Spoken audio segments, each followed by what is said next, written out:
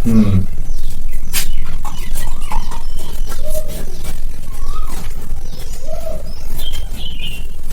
वाह।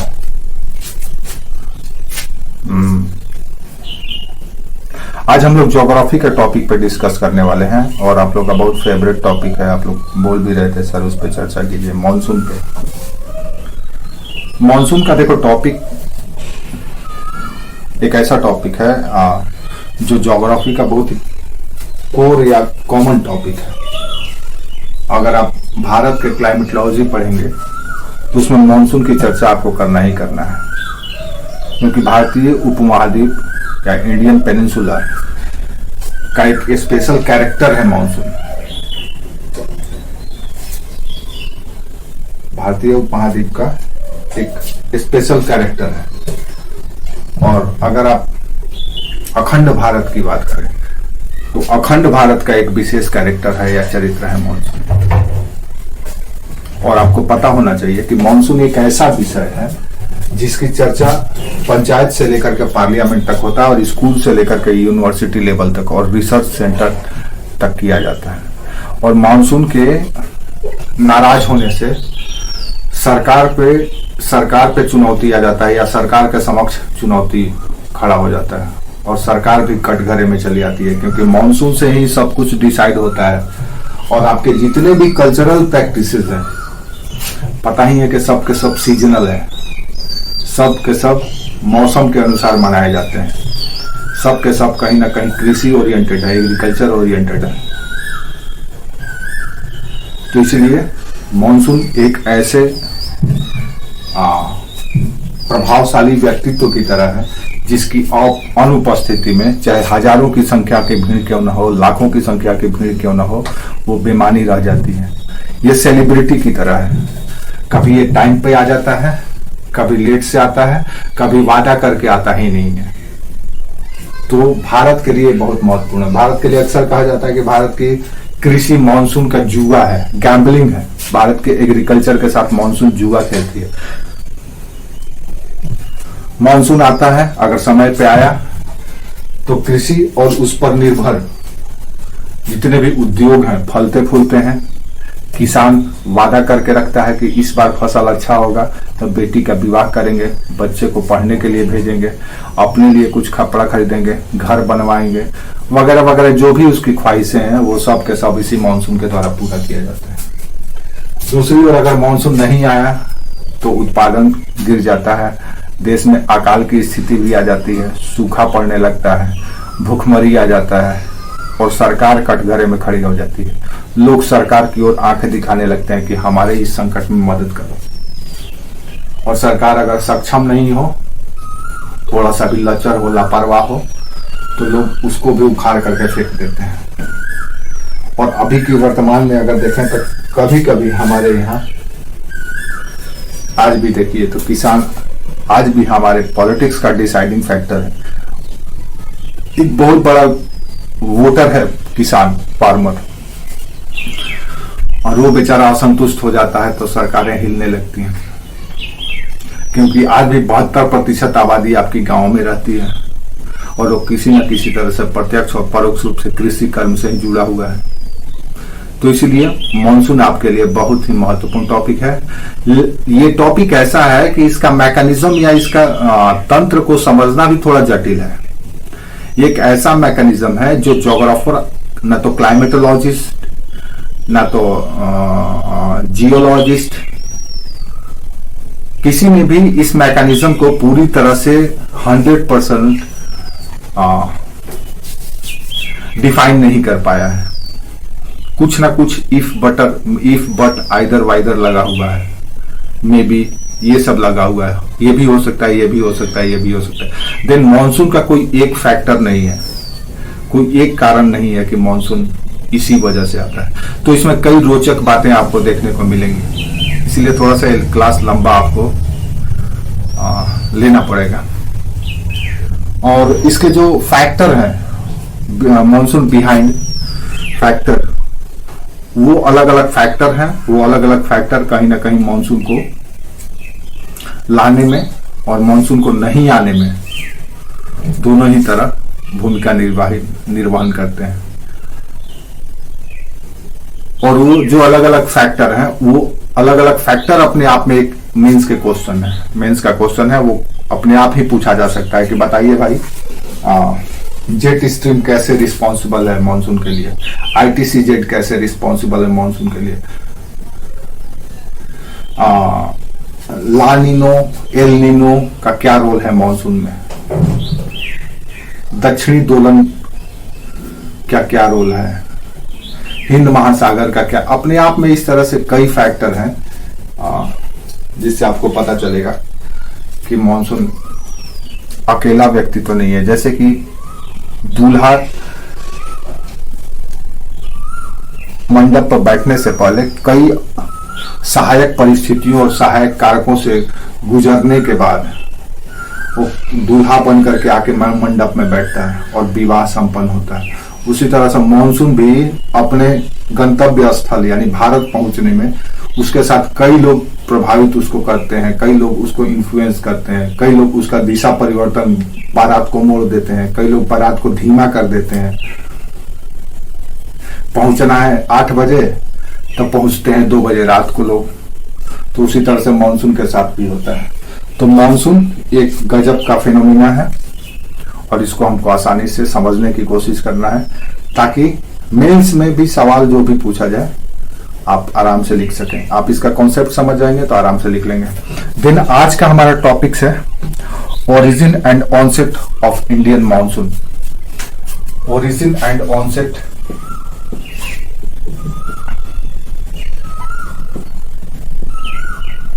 Of Indian monsoon.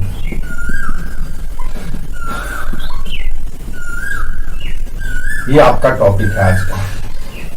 ये topic थोड़ा सा लेंदी है नो डाउट, लेकिन मजा आएगा आपको पढ़ने में। यानी कि मानसून की, भारतीय मानसून की उत्पत्ति और आगमन कैसे होता है इसके बारे में हमको जानना है। बाद में इसका प्रभाव क्या पड़ता है, तो इसी से बाढ़ आता है, इसके ना आने से सूखा होता है, अकाल पड़ता है, इसके आने से समय पर एग्रीकल्चर बेस्ड इकोनॉमी बूस्ट होता है, कल्चरल इंपॉर्टेंस अलग है, पॉलिटिक्स अलग तरीके से प्रभावित होता है। तो इसके कई सारे सिग्निफिकेंस है या महत्व है, उस पर हम लोग बात करेंगे। तो मानसून की उत्पत्ति और उसका विकास, ये हमारा आज का टॉपिक है। मानसून को समझने के लिए आपको थोड़ा सा इसके कुछ कीवर्ड है उसको जान लीजिए। ज्योग्राफी का ये कीवर्ड आपको क्लाइमेटोलॉजी में जरूर पढ़ना चाहिए और जानना चाहिए। जैसे कि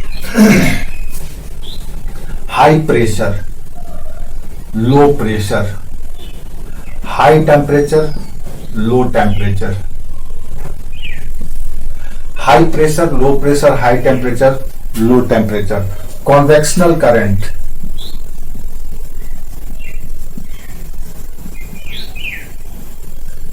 हिंदी में इसको कहा जाता है संवहन तरंग। फिर एक और टर्म है ITCZ। ये कुछ कीवर्ड है मानसून का जो हम लोग आगे चर्चा करेंगे तो बार बार आएगा। तो इससे अच्छा है कि हम पहले ही इसको जान लें कि ये क्या है, क्योंकि उस समय फिर चर्चा करना मुनासिब नहीं होगा। उस समय सिर्फ HP, LP या हाई प्रेशर, लो प्रेशर भी अगर हम चर्चा करेंगे तो आपको समझ में आ जाएगा। तो ITCZ इसका फुल फॉर्म है इंटर ट्रॉपिकल कन्वर्जन जोन।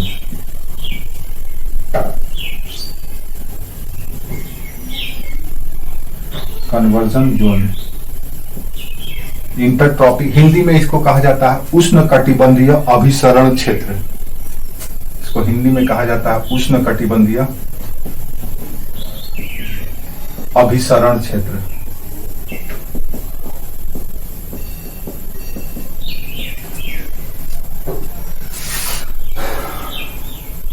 तो ये कुछ ऐसे टर्म है जिसको आपको जान लेना चाहिए। अब सवाल ये उठता है कि ये HP क्या है, हाई प्रेशर क्या है।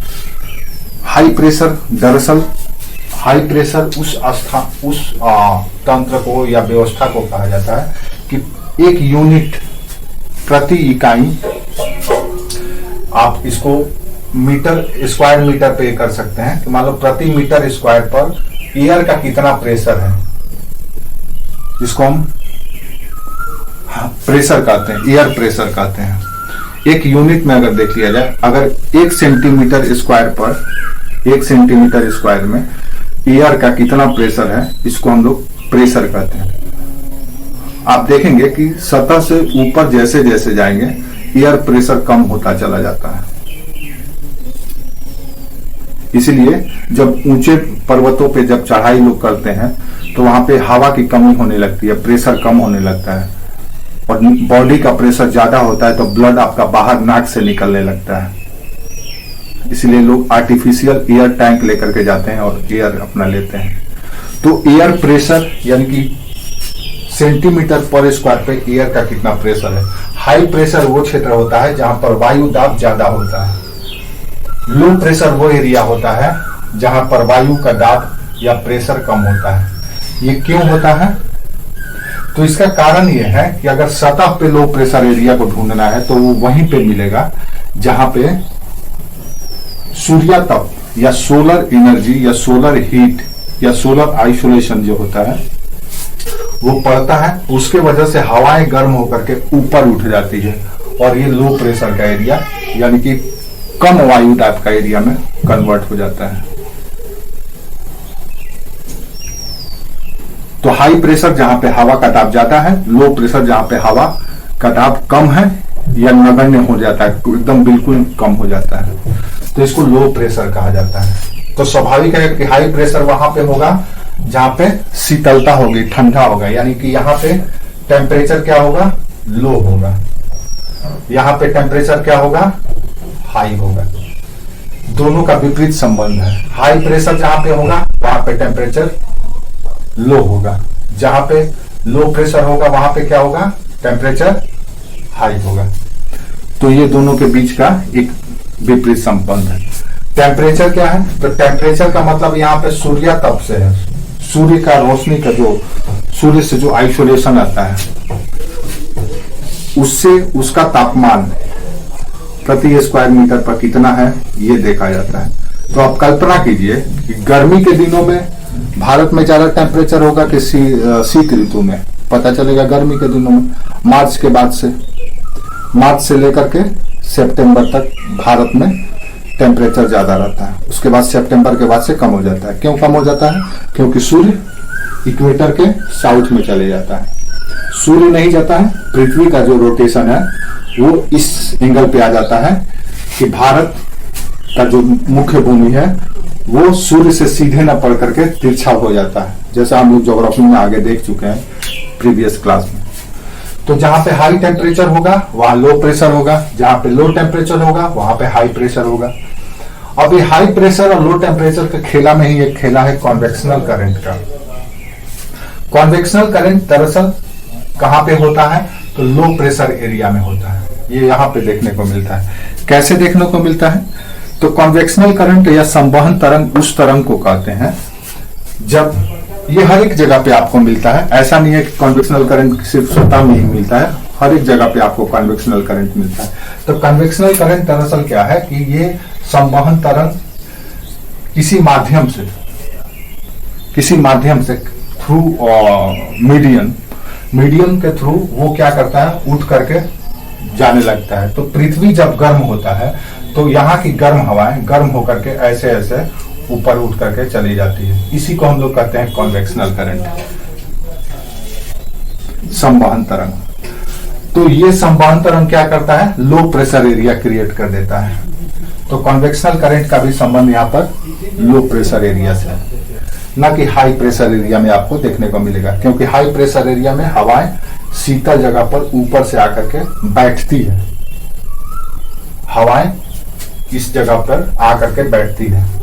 क्यों बैठती है? क्योंकि यहाँ पर टेम्परेचर कम होता है और हवा, भारी हवा ऊपर से नीचे आने का, भारी हवा में यह प्रवृत्ति होता है कि जैसे जैसे वो भारी होगा ग्रेविटेशन की ओर या पृथ्वी की ओर ग्रेविटेशन के कारण नीचे बैठने लगता है। तो यहाँ पर जब टेम्परेचर कम होता है तो हवा ऊपर से नीचे बैठने लगता है। तो यहाँ पे कॉन्वेक्शनल करंट नहीं हो। तो कहां पे होगा? कन्वेक्शनल करंट होगा लो प्रेशर एरिया के पास। ठीक है। अब एक और चीज है आपका ITCZ, inter tropical convergence zone. ये क्या है? तो एक कन्वर्जन होता है यहाँ पर। कन्वर्जन में क्या होता है, दो चीज आकर के मिल जाता है, कन्वर्ज कर देते हैं हम लोग, मर्ज किया जाता है। तो यहाँ पे दो चीज आकर के मिल जाता है। तो यहाँ पे क्या हमको दिखता है कि कन्वर्जन जोन में होता क्या है, पहले इसको जान लीजिए।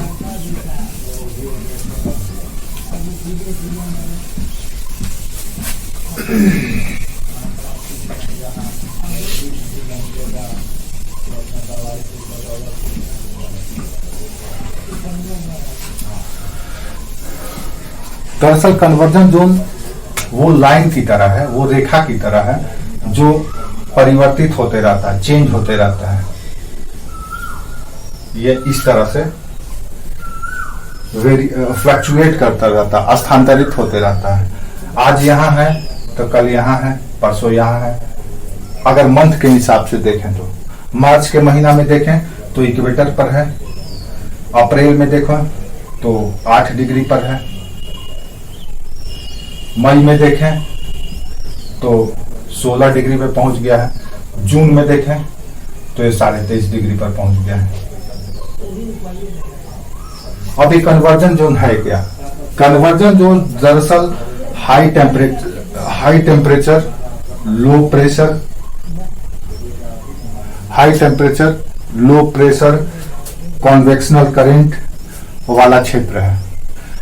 ये परिस्थिति जहां पर बनेगा वहां पर हवाएं विपरीत दिशा से आकर के इधर की हवा यानी कि उत्तर की हवा और दक्षिण की हवा, ये दोनों हवाएं आकर के मिलती है और मिल करके टकरा करके ऊपर की ओर उठती है, फैलती है, ऊपर जाकर के ऐसे फैलती है।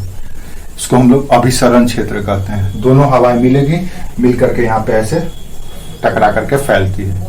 इसी को कहा जाता है कन्वर्जन जोन। यानी कि ये वो पेटी है, वो बेल्ट है जहां पे विपरीत दिशा से हवा आकर के आपस में टकराती है, टकरा करके उठ करके फैलती है।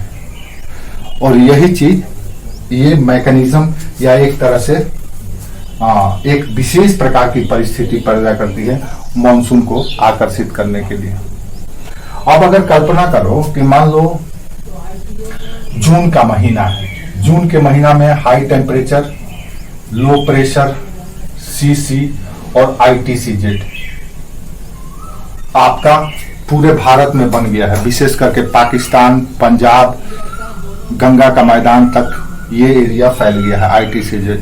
अब ITCZ जब यहाँ पे पहुंच गया है तो अब दक्षिणी गोलार्ध की हवाएं यानी 0 डिग्री से आने वाली हवाएं और इधर का ट्रेड विंड उत्तर की हवाएं, ये दोनों हवाएं पहुंचने की कोशिश करती है इस खाली जगह को भरने के लिए। इधर से ये और इधर से ये दौड़ लगाती है। हवाओं का ये नेचर होता है कि जहां भी वो खाली जगह देखेंगी वो दौड़े दौड़े पहुंच जाती है उसको भरने के लिए, उसको आप नहीं रोक सकते। इसी लो प्रेशर के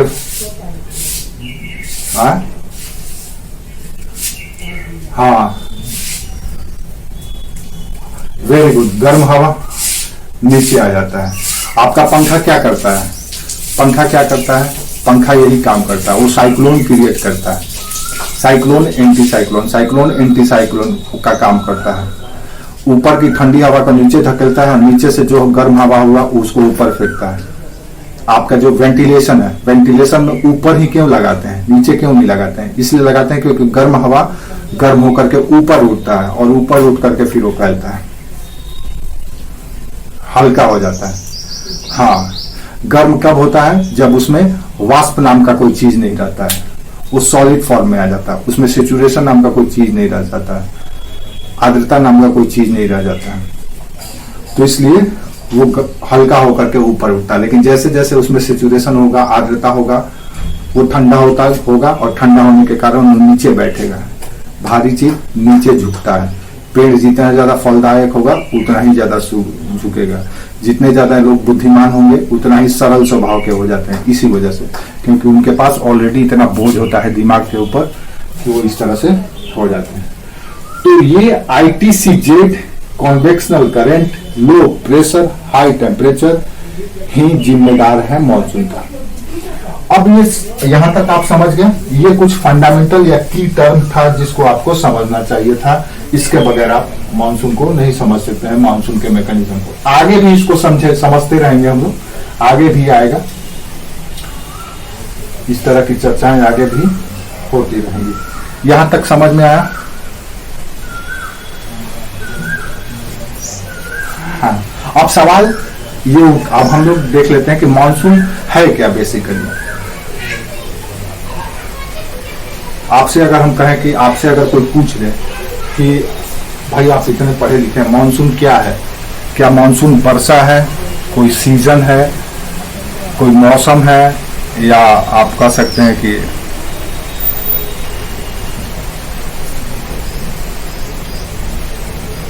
हवा है, या कोई ऊर्जा है? क्या है मॉनसून? What is monsoon? अगर आपसे हम कहें मॉनसून क्या है? हवा है ये, आंसर आप लोग थोड़ा दीजिए। कोई ऊर्जा है ये, कोई मौसम है ये, या कोई वर्षा है? क्या है monsoon? Right answer.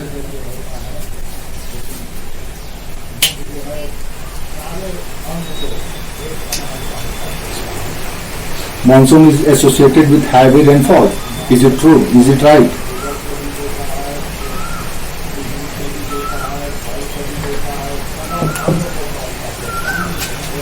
These are the characters of monsoon, not a monsoon.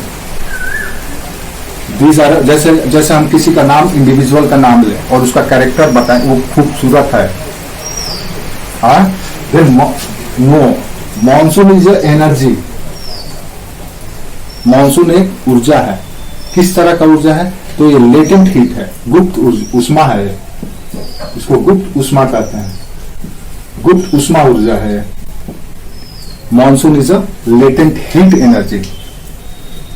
ये गुप्त उष्मा ऊर्जा है, न कि ये हवा है, न कि ये मौसम है, न कि ये वर्षा है। ये सब उसमें शामिल है। अगर आपसे ये क्वेश्चन पूछ दिया गया तो अगर आप में से इन तीनों में से कोई भी ऑप्शन मारेंगे तो वो गलत है। हो सकता है आयोग अगर सेट कर दिया हो कि मॉनसून मौसम है, जैसे कि स्कूल के भी किताबों में आपको मिलता है, तो वहां पे आप सही करके आ जाए। आयोग अगर स्वीकार करता हो तो अलग बात है, लेकिन मॉनसून इज अ एनर्जी, एक ऊर्जा है, न कि वर्षा है। ये लेटेंट हीट कैसे है? तो ये लेटेंट हीट दरअसल गुप्त उष्मा ऊर्जा इसलिए है क्योंकि ये सूर्य के द्वारा, या सूर्य का जो आइसोलेशन है, सूर्य ताप है, उसके वजह से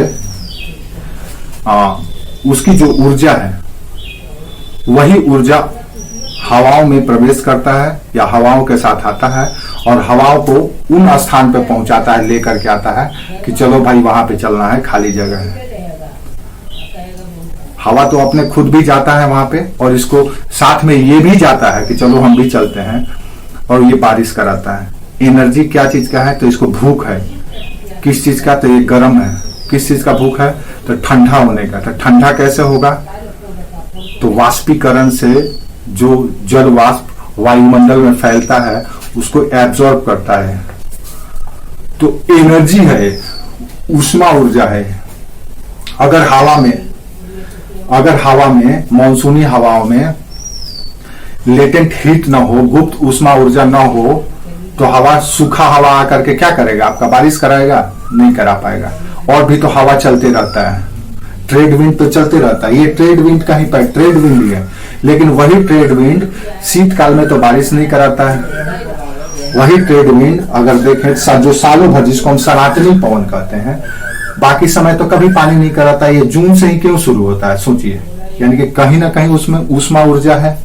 उस समय उसकी हवा में उष्मा ऊर्जा आ जा रहा है, और उस वही उष्मा ऊर्जा सेचुरेट होने के लिए जल वाष्प को ले लेता है, पी लेता है, या ग्रहण कर लेता है, और ग्रहण करके फिर बारिश के रूप में वर्षा कराता है।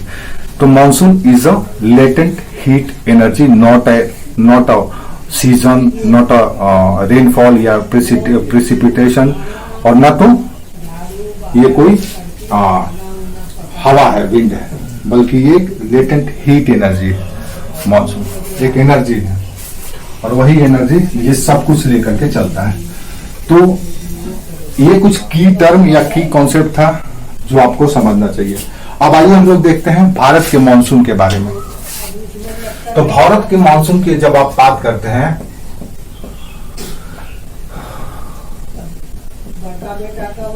तो भारत के मॉनसून को मुख्यतः दो भागों में बांटा जाता है। एक समर मॉनसून या ग्रीष्मकालीन मॉनसून कहा जाता है, समर मॉनसून,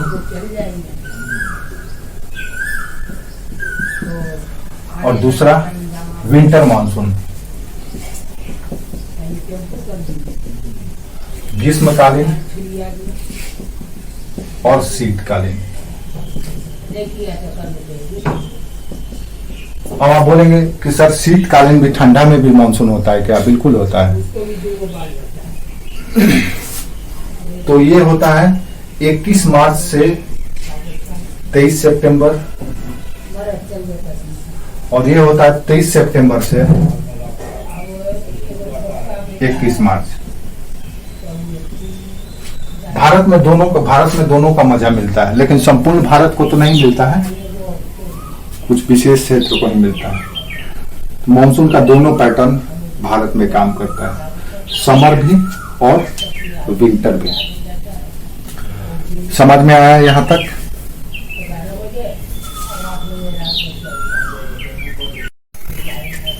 तो चलिए हम लोग अब देखते हैं मानसून के मैकेनिज्म। मानसून का मैकेनिज्म थोड़ा जटिल है, लेकिन एक एक करके क्रम से हम लोग देखेंगे तो समझ में आ जाएगा। मानसून के मैकेनिज्म को देखने के लिए पहले आपको भारत की दशा को देखना होगा कि भारत किस तरह से क्या कर रहा है। अगर आप भारत की कल्पना करें तो ऐसे कर लीजिए। भारत की मुख्य भूमि कितने डिग्री पर है? मुख्य भूमि कितने डिग्री तक विस्तृत है?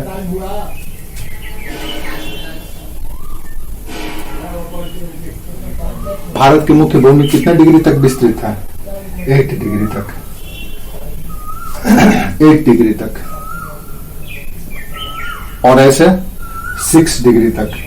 केप कमोरिन, इंदिरा पॉइंट या Pygmalion point, sorry, Indira point या पिग्मेलियन पॉइंट, यहां तक है। लेकिन मुख्य भूमि कन्याकुमारी तक है, केप कमोरिन जिसको भी कहा जाता है, और ये पिग्मेलियन पॉइंट या इंदिरा पॉइंट। अब आपको यहां पे थोड़ा सा देखना यह है कि सूर्य का जो लंबवत किरणें भारत में कब कब किस किस डिग्री पर पड़ता है, ये आपको पहले जान लेना चाहिए। तो अगर आप देखेंगे तो अगर आप इसको 0 डिग्री देते हैं, इस 6 डिग्री को मिटा दीजिए, आप इसको, अभी 6 डिग्री का आपका काम नहीं है, तो आप इसको अगर 0 डिग्री मान लेंगे तो देखेंगे क्या कि मार्च के महीना में 21 मार्च को सूर्य यहां पर लंबवत चमकता है, और हर एक महीना में सूर्य 8 डिग्री तक का सफर करता है। यानी कि 1 डिग्री में कितना किलोमीटर एवरेज? 111, 8, यानी एक महीना में सूर्य का 888 किलोमीटर अक्षांशीय सफर होता है। तो हर एक महीना, मान लो 21 मार्च को यहां पे है, तो अप्रैल में ये 8 डिग्री पर पहुंचेगा सूर्य की लंबवत किरणें, 21 अप्रैल को। फिर 21 मई को सूर्य की लंबवत किरणें पहुंचेगी 16 डिग्री पर।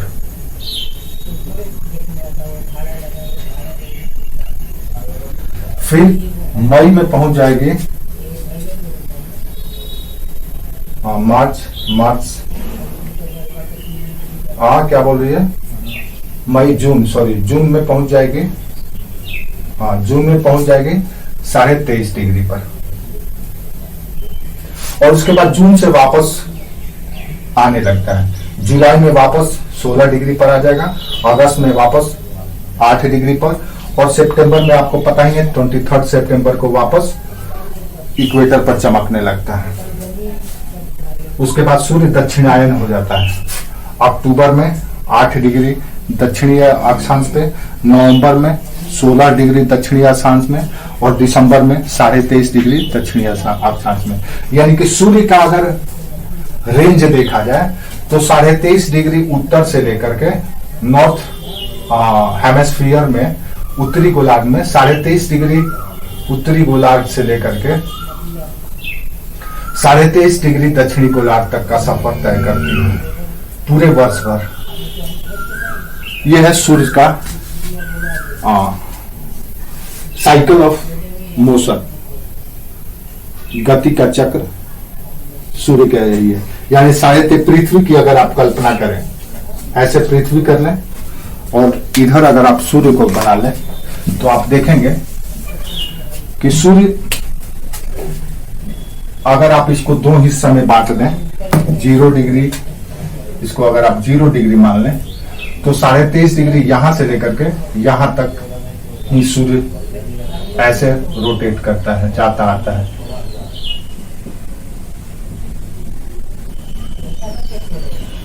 ये साइकिल फिर ऐसे हो जाता है, फिर ऐसे, फिर ऐसे, फिर यहां से ऐसे ये रोटेट हो जाता है। तो ये साइकिल निरंतर चलते रहता है। यानी कि दिसंबर से लेकर के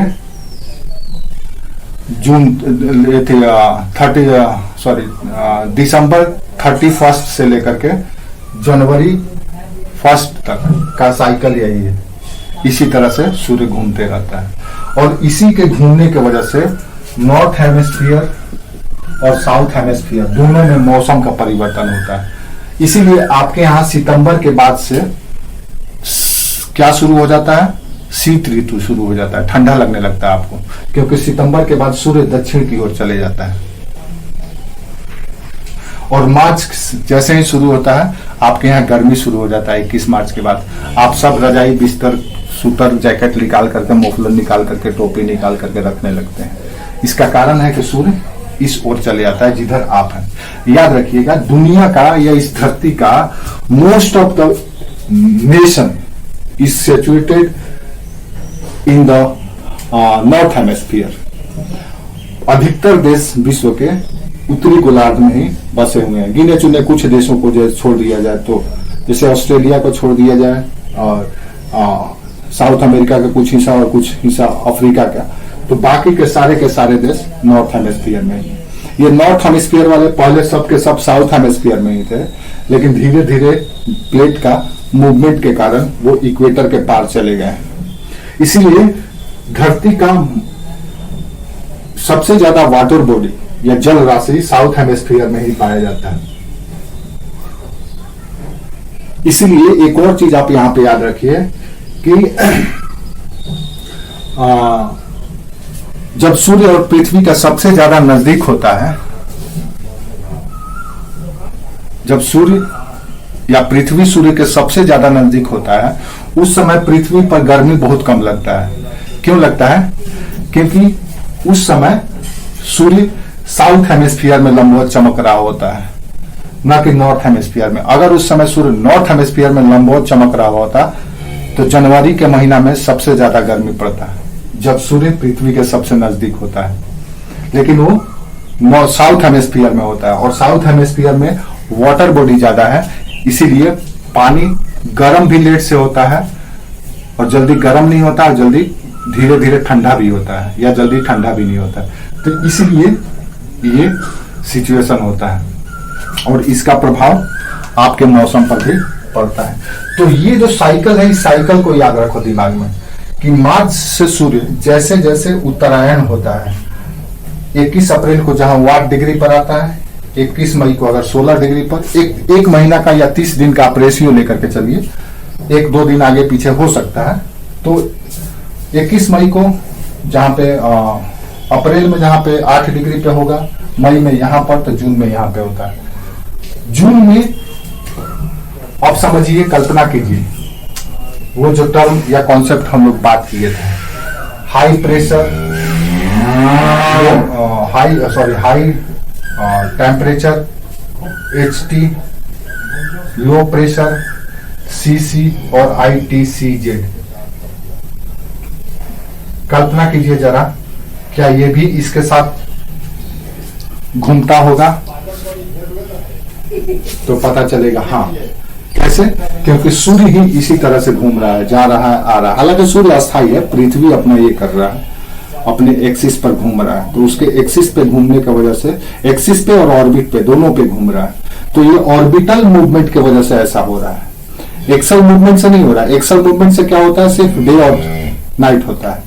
ऑर्बिटल मूवमेंट की वजह से जिसको हम क्या कहते हैं, उसको परिधीय घूर्णन या रेवोल्यूशन, जिसको रेवोल्यूशन कहा जाता है, रेवोल्यूशन की वजह से ऐसा होता है। तो क्या होता है, अब जैसे जैसे ये होगा तो ITCZ जहां पे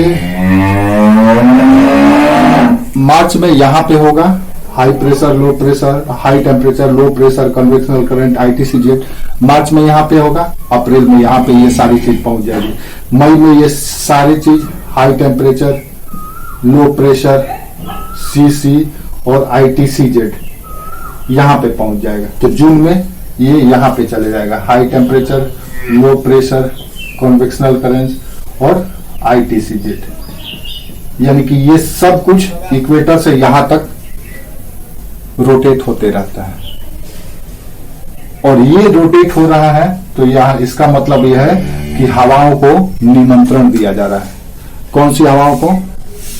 तो मॉनसून हवाओं को आमंत्रण किया जा रहा है कि आप आइए मेरे पास। हवा को क्या चाहिए भाई? खाली जगह। तो खाली जगह कहां पे मिलेगा? इसी जगह पे, क्योंकि ये सब फीचर्स बता रहा है कि ये जगह लो प्रेशर का है, यहाँ पे हवा नहीं है। अब इसी को भरने के लिए हवाएं दौड़ती दौड़ती आएंगी चारों तरफ से, इधर से भी आएंगी, इधर से भी आएंगी और आकर के यहाँ पे रेनफॉल कराएंगे। यहां तक समझ में आया?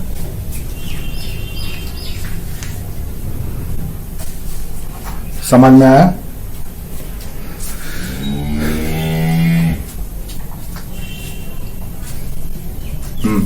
तो इसको फटाफट लिखते भी चलो, तो थोड़ा सा आप लोग को याद रहेगा, नहीं तो भूल जाएंगे।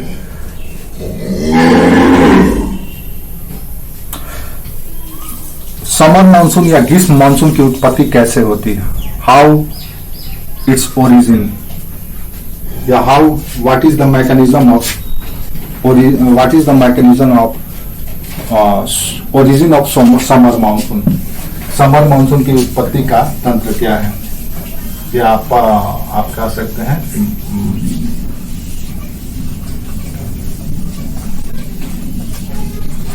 मैकेनिज्म क्या है। ये हम बात कर रहे हैं समर मानसून का, कि समर मानसून की उत्पत्ति कैसे होती है। तो मैकेनिज्म ऑफ समर मानसून या originating mechanism of summer monsoon. तो लिखो, जब सूर्य मार्च में विषुवत रेखा पर होता है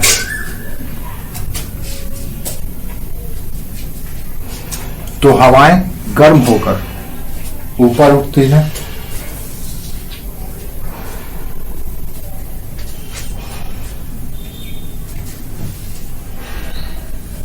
संवहन तरंग के रूप में। इससे वहां पर निम्न दाब का केंद्र विकसित हो जाता है।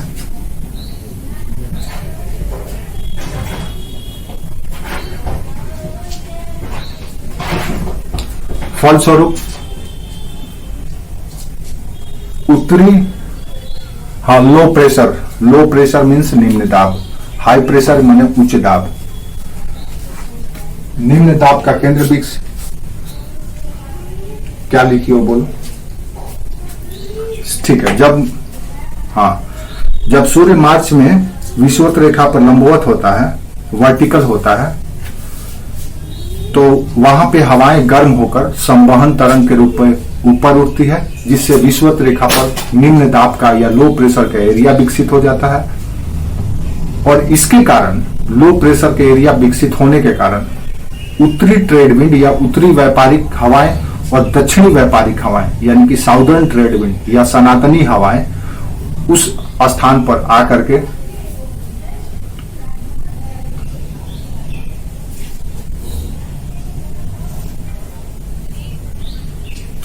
Northern trade wind and southern trade wind, उत्तरी व्यापारिक हवाएं और दक्षिणी व्यापारिक हवाएं इक्वेटर के पास या विषुवत रेखा पर आकर के अभिसरण यानी कन्वर्जन करती है, जिससे IT से Z का निर्माण होता है। अभिसरण यानी कन्वर्जन करती है, जिससे IT से Z का निर्माण होता है।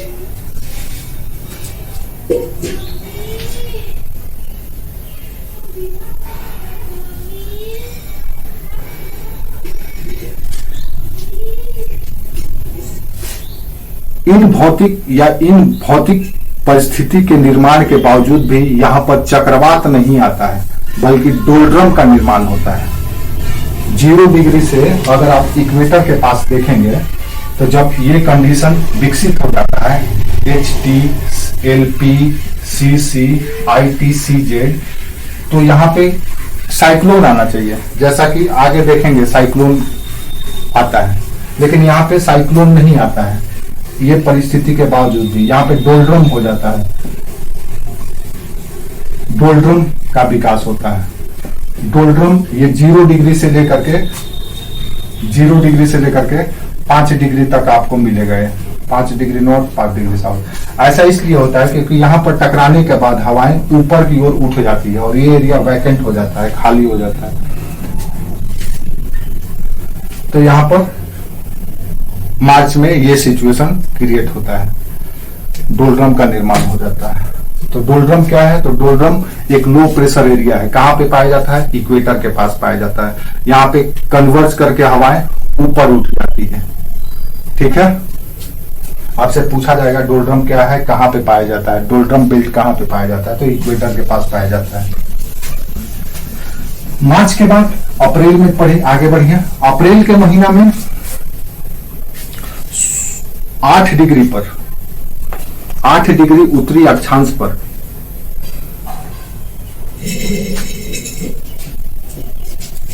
सूर्य कन्याकुमारी के ऊपर लंबवत चमकता है। अब भारत की मुख्य भूमि की बात कर रहे हैं हम, तो ये अब भारत के मुख्य भूमि को टच कर देता है।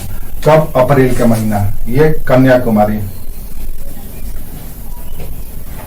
कन्याकुमारी के पास पहुंच जाता है बारात। अब यहाँ पे सिचुएशन पंडाल उंडाल गड़ गया है बाराती का पहला पड़ाव के लिए। अब ये high temperature, low pressure, convectional current और ITCZ का क्षेत्र बन गया। कब? अप्रैल के महीना में, 21 अप्रैल को।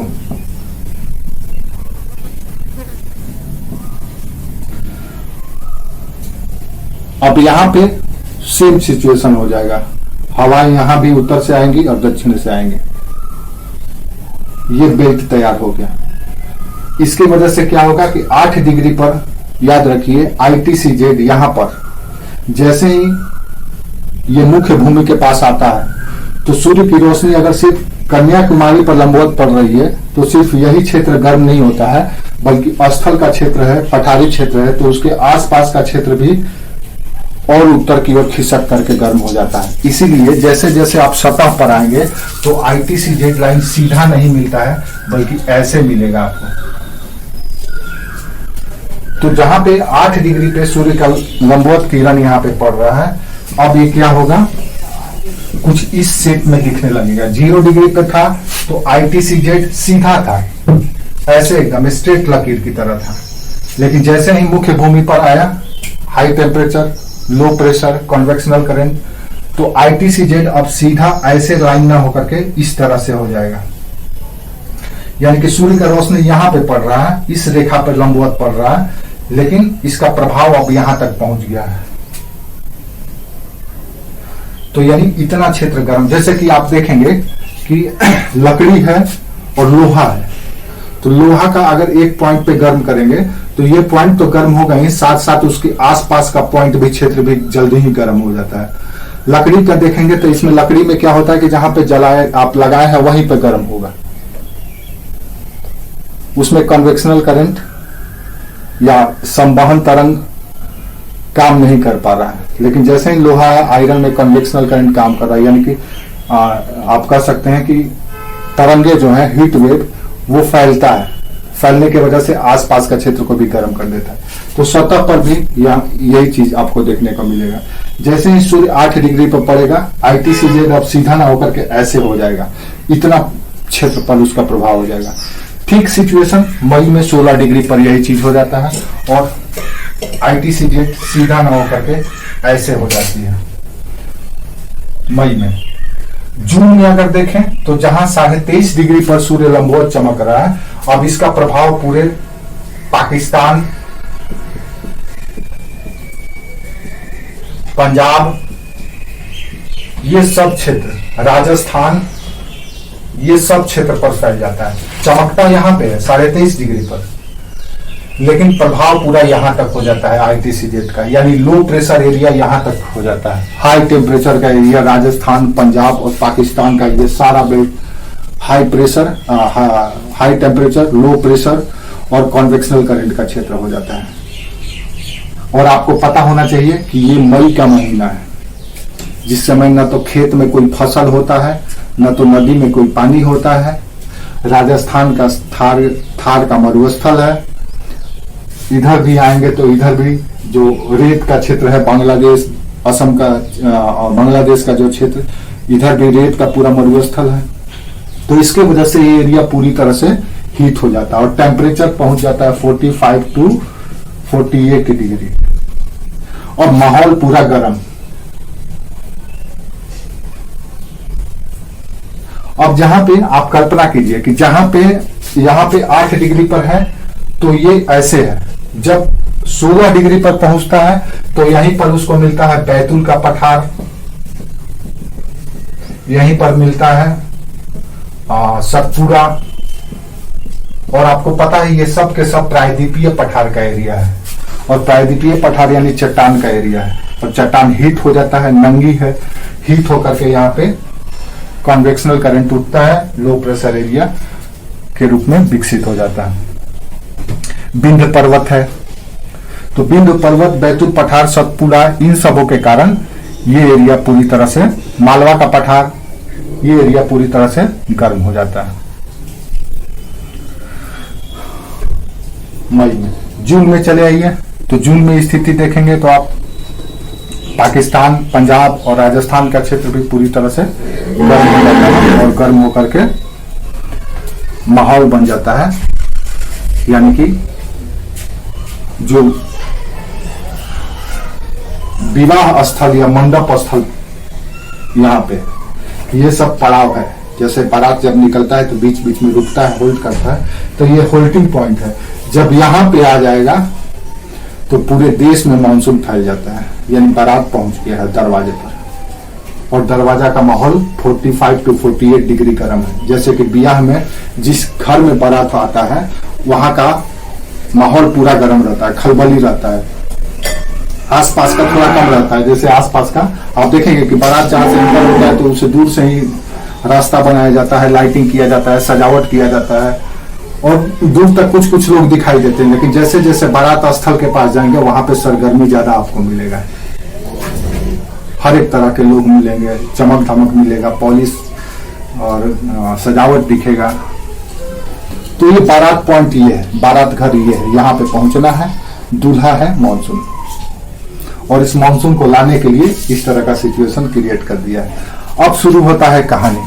ऐसा नहीं है कि ये जून में ही बारिश होता है, उससे पहले भी भारत में मई में ही बारिश शुरू हो जाता है, जिसको हम लोग प्री मानसून भी कहते हैं। तो ये वो मानसून नहीं है। अब उसकी कहानी भी देख लीजिए, यहां तक समझ में आया?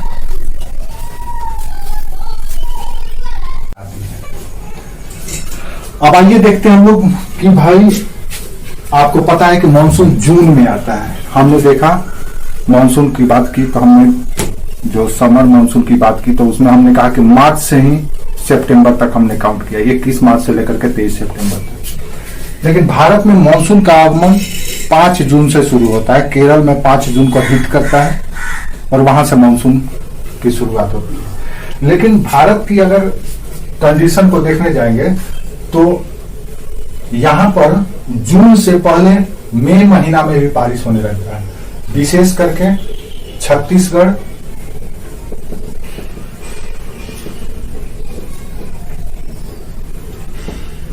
ओडिशा, ये मैप भी बनाते चल रहा है, झारखंड, असम, अरुणाचल प्रदेश,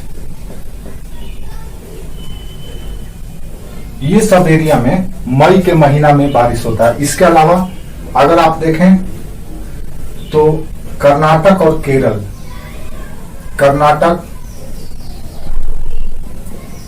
और केरल, इन जगहों पर मई के महीना में ही बारिश होता है। इसको अलग अलग नामों से जाना जाता है।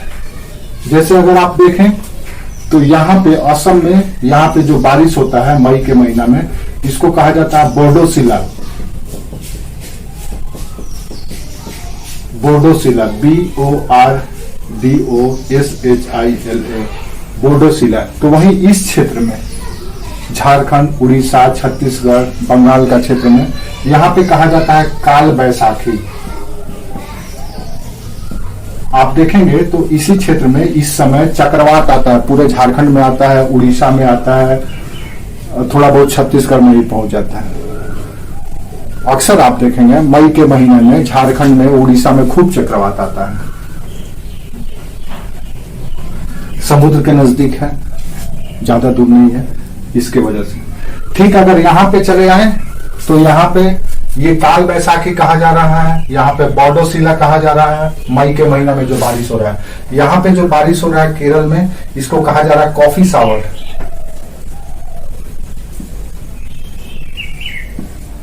तो इसको कहा जाता है मैंगो सावर।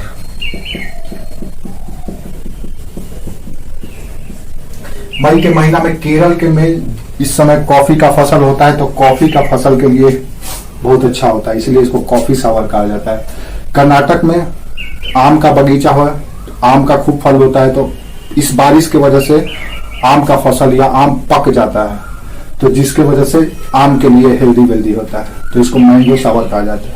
तो भारत में मई के महीना में जो बारिश होता है, जिसको हम प्री मानसून भी कहते हैं, वो अलग अलग नामों से जाना जाता है। जैसे असम में इसको, अरुणाचल असम में बोडोसिला कहा जाता है, झारखंड उड़ीसा में इसको काल बैसाखी कहा जाता है, कर्नाटक में इसको मैंगो सावर कहा जाता है, तो केरल में इसको कॉफी सावर भी कहा जाता है। अब इसका क्या मैकेनिज्म है? तो इसका मैकेनिज्म कोई आप समझ लो कि अभी तक से मानसून का मैकेनिज्म में आप ये देखेंगे कि इक्वेटर से जो हवा आती है, इक्वेटर से हवा आ करके पार करके दाहिने मुड़ती है और मुड़ करके ITCZ के पास पहुंचती है, खाली स्थान को भरती है, अब भर करके बारिश कराएगी। वो जून के महीना में। मई के महीना में क्या होता है कि यहाँ का जो लोकल कंडीशन है, इस लोकल कंडीशन के वजह से बारिश होता है, न कि ये ग्लोबल कंडीशन के वजह से। मई के महीना में भारत के जो इन क्षेत्रों में बारिश देखने को मिलता है, उसका मुख्य कारण है लोकल फैक्टर या स्थानीय कारण या लोकल कंडीशन, स्थानीय कारक या स्थानीय शर्त है। स्थानीय शर्त क्या है? तो आप कल्पना कीजिए, मई के महीना में सूर्य कहाँ पे होगा? 16 डिग्री पर।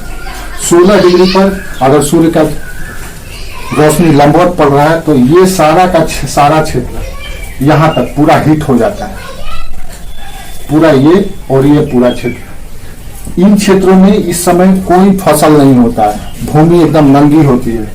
असम का भी क्षेत्र, बांग्लादेश का भी क्षेत्र, ये सब के सब नंगी भूमि होती है। धरती पूरा गर्म हो जाता है सूर्य का लंबवत किरणें पा करके। इससे क्या होता है, यही सिचुएशन यहाँ पर भी होता है, वेस्टर्न घाट में भी, पश्चिमी घाट में भी, चाहे कर्नाटक का क्षेत्र हो चाहे केरल के क्षेत्र में, ये पूरा का पूरा एकदम गर्म तवे के समान हो जाता है। ये जो गंगा घाटी का प्लेन है, ऊपर का क्षेत्र, ये अभी बचा हुआ रहता है। ये जून के महीना में पूरा हीट होगा। जब ITCZ पाकिस्तान, पंजाब और राजस्थान से लेकर के ये पूरा हिमालय के शिवालिक तक पूरा गर्म करेगा।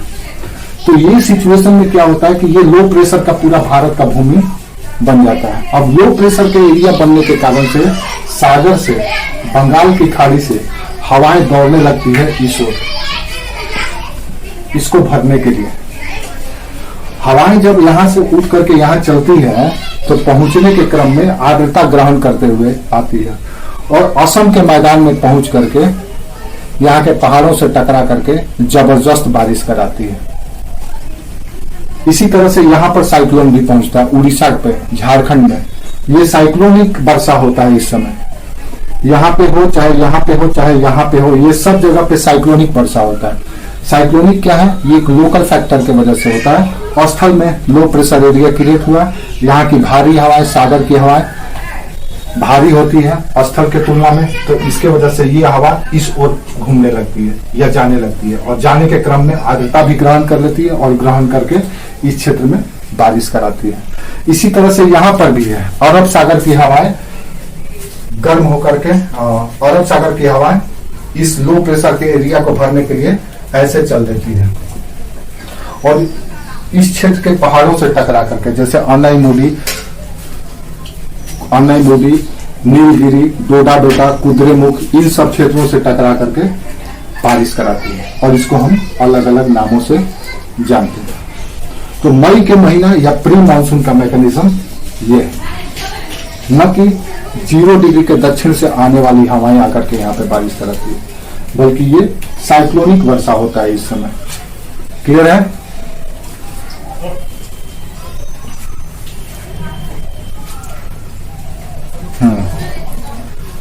तो आप इसको समझ लीजिए।